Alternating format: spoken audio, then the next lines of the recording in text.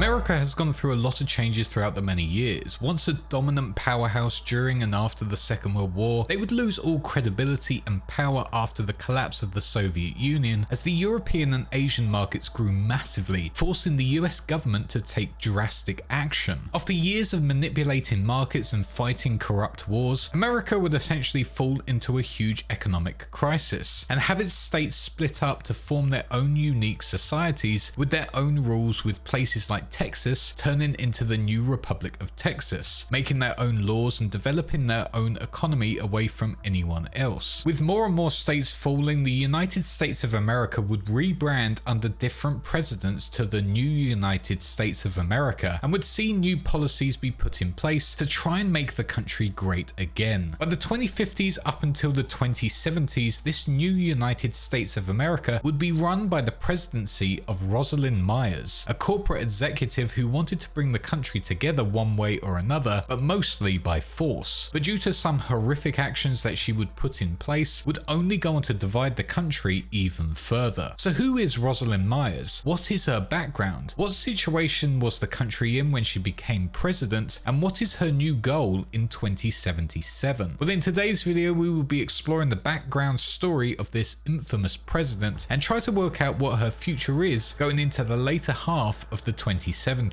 This is the story of the President of the new United States of America. This is the story of President Rosalind Myers.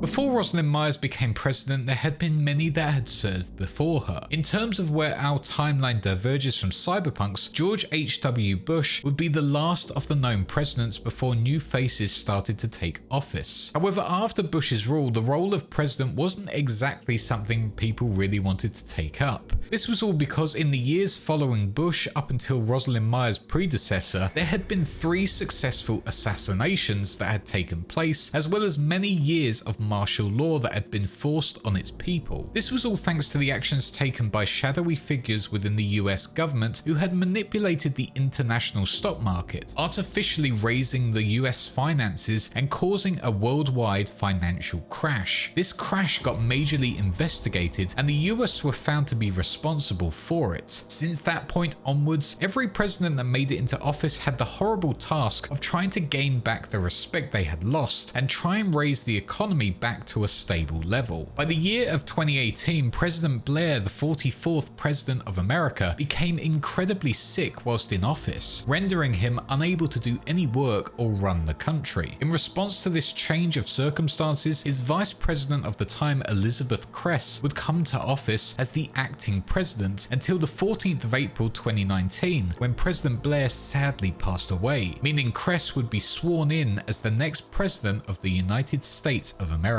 For over 40 years, Kress would rule over the country and would witness one of the most horrific wars the world had seen in a while, that being the war known as the Fourth Corporate War between the corporate powerhouses of Arasaka and Militech, in which Kress used to be the president of. As the war got more heated, it would eventually head into Night City, in which a Militech covert strike team led by the solo merc Morgan Blackhand infiltrated the Arasaka Tower in the heart of the city centre and tried to extract the data housed there. As this mission went ahead, the multiple teams sent in there would go on to set off a couple of mini nukes within the tower, destroying it completely and sending shockwaves all over the city and the country, coating the whole area in a radioactive cloud and red dust that would linger in the air for years. With this event shocking Arasaka, they would be forced out of America and also surrendered the war, meaning it was finally over and people could rebuild their absolutely destroyed countries and cities that the corporations had relentlessly bombed and attacked in their campaigns. Kress during this process would go on to fully nationalize Militech just before the attack on the tower to make sure they could not go off and start wars like this again. At this same time, Kress would go on to fully blame the Night City bombing on Arasaka, saying they wanted to destroy the Western Hemisphere and take it over for themselves, despite the fact that Militech were clearly to blame for the bombing and most likely it was ordered by Kress herself. As the years years went on during her presidency, Cress would constantly demonize the corporation of Arasaka to promote her own interests. Because of this, Arasaka were not allowed close to US soil at all, and any business they wanted to get involved with was immediately revoked, as they were constantly labeled as international terrorists. All of their assets were seized by Cress, and suddenly, with the war now over, Cress changed her rule to become more like a dictator, pushing America into the NUSA era. And now with Militech being their main national army, Cress could solve any national emergency by force without having to worry about rebellions forming or her rule being challenged. But with this new rule and this new army at her disposal, Cress had a brand new goal that she wanted to achieve, and that was to fully unify all of the states together into one fully unified country that could once again all follow her new ideals. Throughout the 2030s up until the 2060s, Cress continued on in her dictatorial rule, becoming the longest serving president America had ever had. Many regarded her as one of the best they had ever had as well, who would rule with an iron fist against evil international corporations, but at the same time was honest, fair, and had the NUSA at the forefront of all of her decisions. After 4 re-elections, Cress had held America together through some of the worst times and actually helped them to thrive to some extent. However, by the end of her rule, questions started being asked about what really happened on that day in 2023 when the bombs went off in the Arasaka Tower. Did Cress know what really happened, and did she have a role in it? A lot of people knew of her links to Militech as well and saw how much that corporation had benefited from the events that followed, but Cress refused to ever speak about what happened on that day, which only made people more skeptical about her role on the country going forward. By this point, Militech had been under the leadership of their once creator, Donald Lundy, who had brought them up from being a small arms company into a mega corporation known for being the largest weapons manufacturer in the world, and allowing him to also be one of the most powerful men on the planet. After the bombing of the Arasaka Tower, Lundy wanted to continue the fight against Arasaka and Japan, as he wanted to be known as the man who defeated the Japanese in open conflict. However, as Militech was now nationalized by Cress's leadership, his goal during this war had come to an end. Lundy was furious by this, still remaining as CEO within Militech, but now was in constant battles with people in his own company, constantly claiming he was going to end the vile rule of Saburo Arasaka. By 2040, Lundy continued to spew his goals for his corporation. However, by this point in time, he was an old man, and his anger at how the war went 20 years ago had turned him into an extremely paranoid, arrogant, and hot-tempered individual, having constant in the conflicts with other Militech employees. By 2045, after having a son named Donald Dixie Lundy Jr., who would later join the Militech board of directors, Donald Lundy Sr. would go on to pass away at the age of around 98 years old, leaving behind a huge legacy that would live on for years to come. With Lundy's death, a new position of Militech CEO officially opened up for a new face to enter and make changes to the corporation. It was around 2050 where one Rosalind Myers would take up that role and would start leading the corporation forward into a new modern direction after rising through the Militech ranks and at some point in her life training as a Marine.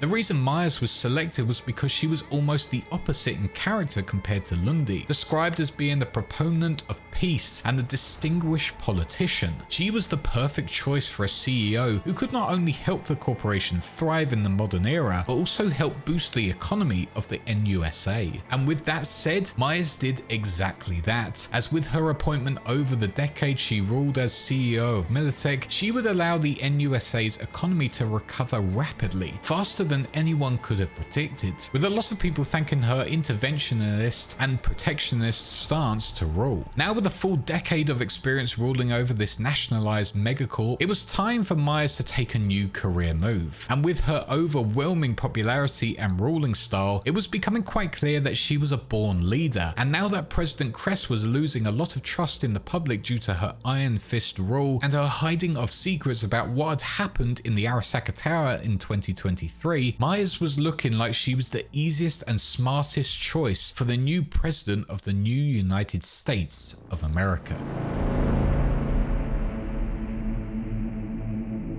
In the late 2060s, Myers would follow her new career path and put herself up for election for president of the country, and amazingly would succeed Elizabeth Kress, who had been in office since 2019. With her appointment, Myers would leave her position as CEO of Militech and would pass it on to Lucas Harford. Myers was certainly a welcome addition to the loyal states, as she was a warming politician who seemed to listen to the people of the country, trying to do everything possible to keep the peace and everyone happy. After years of war and financial problems, she was the leader the country needed at this point in time. However, Myers wasn't too different from Kress in her ambitions and end goals. She was majorly in favour of bringing the country together and fulfilling Kress's ambition of unifying the country into one strong nation, to allow them to grow even further economically and also be a united superpower once again. This all came to a head within the year of 2069 when President Myers proposed a unification